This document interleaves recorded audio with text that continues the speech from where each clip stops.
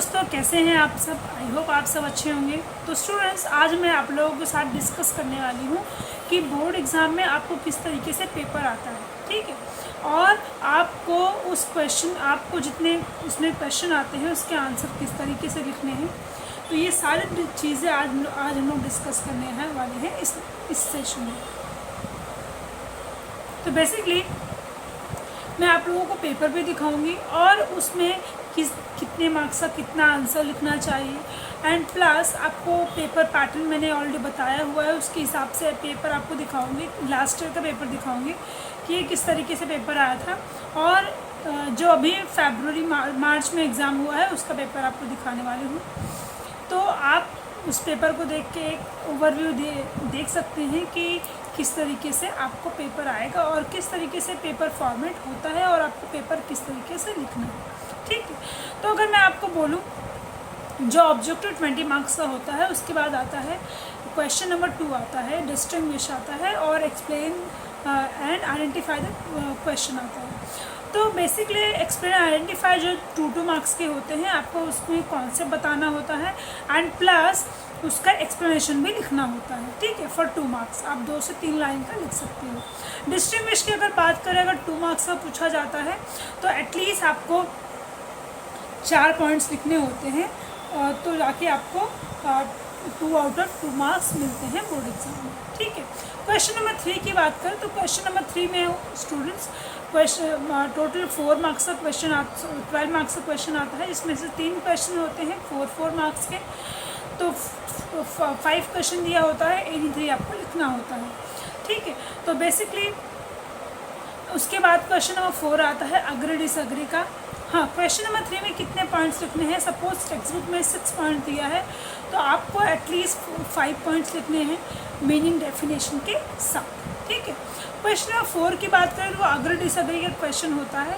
Agree disagree में आप पहले अपने स्टेटमेंट को बताएं कि आप उस क्वेश्चन से अग्री करते हो और डिसअग्री करते हो, उसके बाद आपको उसका 4 पॉइंट्स में एक्सप्लेनेशन देना होता है। अगर आपको उसके पॉइंट्स याद है तो आप पॉइंट्स डेफिनेटली लिखो, अगर पॉइंट्स याद नहीं आता है तो उसको आप 4 पैरा में या 4 पॉइंट्स में उसका आंसर अपने हिसाब से जस्टिफाई कर सकते हो। क्वेश्चन नंबर 5 की बात करें तो उसमें पैराग्राफ वाइज क्वेश्चन आता है या टेबुलेशन फॉर्म में आता है, एंड लास्ट क्वेश्चन आता है 8 मार्क्स का एक क्वेश्चन, जिसमें से आपको 2 अटैम्प्ट करना होता है। चलो लेट्स सी, देखते हैं कि किस तरीके से बोर्ड क्वेश्चन पेपर सेट करता है। चलो स्टार्ट करते हैं। तो स्टूडेंट्स, आप लोगों के सामने एक क्वेश्चन पेपर दिख रहा है। तो क्वेश्चन नंबर 1 दिख रहा है आपको, ये टोटल कितने मार्क्स का है? 20 मार्क्स का है, एज आई टोल्ड यू, ठीक है। ये यहाँ पर कुछ इंस्ट्रक्शन दिए होते हैं, ऑल क्वेश्चंस आर कंपलसरी, और जहाँ पे डायग्राम और टेबल की ज़रूरत होती है वहाँ पे डायग्राम और टेबल ड्रॉ करना होता है, और अगर आपके फिगर करेक्ट होते हैं तो आपको फुल मार्क्स में मिलता है। And right answer all the main question on a new page, और हमेशा न्यू क्वेश्चन की शुरुआत आप लोग फॉर नेक्स्ट पेज से करोगे, ठीक है। तो ये हमारा क्वेश्चन नंबर 1 है, जहाँ पे क्वेश्चन नंबर ए में आपको चूज़ द करेक्ट ऑप्शन था, बी में फाइंड ऑड वर्ड आउट है, थर्ड में आपका है गिव इकोनॉमिक टर्म है, देन फोर्थ में असर्शन एंड रीजनिंग है, ओके। नेक्स्ट देखते हैं हम लोग, यहाँ पे असर्शन एंड रीजनिंग है।